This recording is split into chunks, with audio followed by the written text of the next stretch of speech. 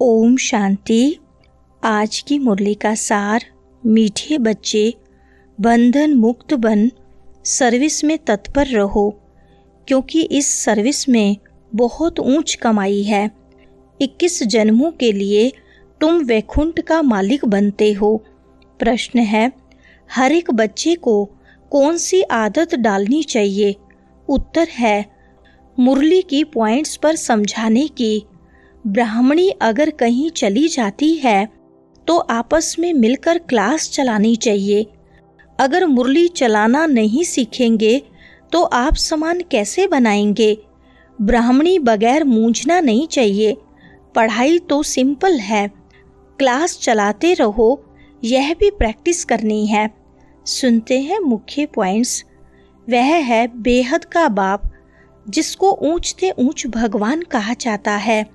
बहुत मनुष्य हैं जो उस लव से परमात्मा को बाप समझते भी नहीं हैं। भल शिव की भक्ति करते हैं, बहुत प्यार से याद करते हैं, परंतु मनुष्यों ने कह दिया है कि सभी में परमात्मा है, तो वह लव किसके साथ रखें? इसलिए बाप से विपरीत बुद्धि हो गए हैं। भक्ति में जब कोई दुख व रोग आदि होता है तो प्रीत दिखाते हैं, कहते हैं भगवान रक्षा करो। दूसरी पॉइंट, बच्चे जानते हैं गीता है श्रीमद् भगवान के मुख से गाई हुई, और कोई ऐसा शास्त्र नहीं जिसमें भगवान ने राजयोग सिखाया हो व श्रीमत दी हो। एक ही भारत की गीता है, जिसका प्रभाव भी बहुत है। एक गीता ही भगवान की गाई हुई है। भगवान कहने से एक निराकार तरफ ही दृष्टि जाती है। उंगली से इशारा ऊपर में करेंगे। श्री कृष्ण के लिए ऐसे कभी नहीं कहेंगे, क्योंकि वह तो देहधारी है ना। तीसरी पॉइंट, आत्मा अपने बाप को याद करती है। तुमको अब उनके साथ संबंध का पता पड़ा है, इसलिए कहा जाता है बाप को याद करो, उनसे प्रीत रखो। अभी वह भगवान बच्चों को पढ़ा रहे हैं, तो वह नशा बहुत चढ़ना चाहिए, और नशा भी स्थायी चढ़ना चाहिए। ऐसे नहीं ब्राह्मणी सामने है तो नशा चढ़े, ब्राह्मणी नहीं तो नशा उड़ जाए। बच्चे इतने वर्ष सीखे हैं, कुछ तो धारणा हुई होगी। जो सेंटर को चलाएं आपस में मिलकर। चौथी पॉइंट, बच्चों को सर्विस करनी है। स्टूडेंट में नंबरवार तो होते ही हैं। सुनने की आदत पड़ी, फिर सुनाने की आदत पड़ती नहीं। याद में रहें तो धारणा भी हो। सेंटर पर ऐसे कोई होने चाहिए जो कहें, अच्छा ब्राह्मणी जाती है, हम सेंटर को संभालते हैं। ब्राह्मणी बगैर मूंझ नहीं जाना चाहिए। ब्राह्मणी जैसे नहीं बनेंगे तो दूसरों को आप समान कैसे बनाएंगे? प्रजा कैसे बनाएंगे? बच्चों को खुशी होनी चाहिए। हम गद्दी पर बैठ समझाएं। प्रैक्टिस करने से सर्विसेबल बन सकते हैं। सर्विस के लिए छुट्टी ले लेनी चाहिए। जो बंधन मुक्त बच्चे हैं वह ऐसी सर्विस कर सकते हैं। पांचवें पॉइंट, उस गवर्नमेंट से तो इस गवर्नमेंट की कमाई बहुत ऊंच है। भगवान पढ़ाते हैं, जिससे तुम 21 जन्मों के लिए वैकुंठ का मालिक बनते हो। कितनी भारी आमदनी है, उस कमाई से क्या मिलेगा? अल्पकाल का सुख। यहाँ तो विश्व का मालिक बनते हो। जिनको पक्का निश्चय है वह तो कहेंगे हम इसी सेवा में लग जाएं, परंतु पूरा नशा चाहिए। देखना है हम किसको समझा सकते हैं, है तो बहुत सहज। छठी पॉइंट, कलयुग अंत में इतने करोड़ मनुष्य हैं, सतयुग में जरूर थोड़े होंगे। उसकी स्थापना के लिए जरूर बाप संगम पर ही आएंगे। पुरानी दुनिया का विनाश होना है। महाभारत लड़ाई भी मशहूर है। यह लगती ही तब है जबकि भगवान आकर सतयुग के लिए राजयोग सिखाए राजाओं का राजा बनाते हैं, कर्मातीत अवस्था को प्राप्त कराते हैं। कहते हैं देह सहित देह के सब संबंध छोड़ मामेकम याद करो तो पाप कटते जाएंगे। 7वीं पॉइंट, अभी तुम बच्चे सारी पुरानी दुनिया को भूलने का पुरुषार्थ करते हो, क्योंकि तुम जानते हो हम अब शिवालय पावन दुनिया में जा रहे हैं। तुम बच्चों में जो भी पुरानी आदतें हैं वह छोड़ देनी है।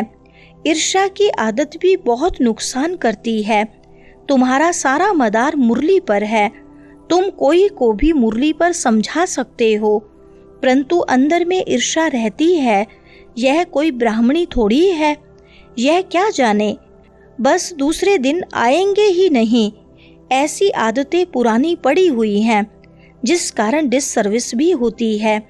8वीं पॉइंट, नॉलेज तो बड़ी सहज है। कुमारियों को तो कोई धंधा आदि भी नहीं है। उनसे पूछा जाता है वह पढ़ाई अच्छी या यह पढ़ाई अच्छी, तो कहते हैं यह बहुत अच्छी है। समझाना चाहिए ना, इस पढ़ाई से हम महारानी बनेंगी, उस पढ़ाई से क्या पाई पैसे की नौकरी करेंगी। यह पढ़ाई तो भविष्य 21 जन्म के लिए स्वर्ग का मालिक बनाती है। तुम ब्राह्मणों का कर्तव्य है भरमरी के मिसल कीड़ों को भूं कर आप समान बनाना, और तुम्हारा पुरुषार्थ है सर्प के मिसल पुरानी खाल छोड़ नई लेने का। यह दुनिया भी पुरानी है, शरीर भी पुराना है, यह छोड़कर अब नई दुनिया में जाना है। तुम्हारी यह पढ़ाई है ही नई दुनिया स्वर्ग के लिए। 9वीं पॉइंट, अभी तुम जानते हो बाप ने हमको कितना साहूकार बनाया था, अब कितने कंगाल बन पड़े हैं। जो पूज्य थे सो अब पुजारी बन पड़े हैं। भक्त लोग भगवान के लिए कह देते आप पे ही पूज्य, आप पे ही पुजारी, आप ही सुख देते हो, आप ही दुख देते हो, सब कुछ आप ही करते हो, बस इसमें ही मस्त हो जाते हैं। कहते हैं आत्मा निर्लेप है, कुछ भी खाओ पियो मौज करो। शरीर को लेप छेप लगता है वह गंगा स्नान से शुद्ध हो जाएगा। जो चाहिए सो खाओ। 10वीं पॉइंट, अपने अंदर को देखो हम कहाँ तक लायक हैं। नारद का मिसाल है ना, दिन प्रतिदिन गिरते ही जाते हैं, गिरते गिरते एकदम दुबन में गले तक फंस पड़े हैं। अब तुम ब्राह्मण सभी को चोटी से पकड़कर दुबन से निकालते हो बाहर, और कोई पकड़ने की जगह तो है नहीं, तो चोटी से पकड़ना सहज है। दुबन से निकालने के लिए चोटी से पकड़ना होता है। दुबन में ऐसे फंसे हुए हैं जो बात मत पूछो। भक्ति का राज्य है ना। 11वीं पॉइंट, लक्ष्मी नारायण के मंदिर भल बनाते रहते हैं, परंतु उनको यह पता नहीं है कि यह विश्व के मालिक कैसे बने। तुम जानते हो इन्होंने राज्य भाग्य कैसे पाया। चित्र बनाकर पूजा करते हैं, उनका एक्यूपेशन न जानना तो गुड़ियों की पूजा हुई ना।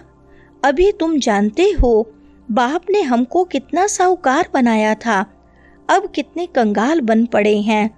वरदान है मनसा बंधनों से मुक्त, अतीन्द्रिय सुख की अनुभूति करने वाले मुक्तिदाता भव। विस्तार है अतीन्द्रिय सुख में झूलना यह संगम युगी ब्राह्मणों की विशेषता है, लेकिन मनसा संकल्पों के बंधन आंतरिक खुशी व आंतरिक सुख का अनुभव करने नहीं देते। व्यर्थ संकल्पों, ईर्ष्या, अलबेलापन व आलस्य के संकल्पों के बंधन में बंधना ही मनसा बंधन है।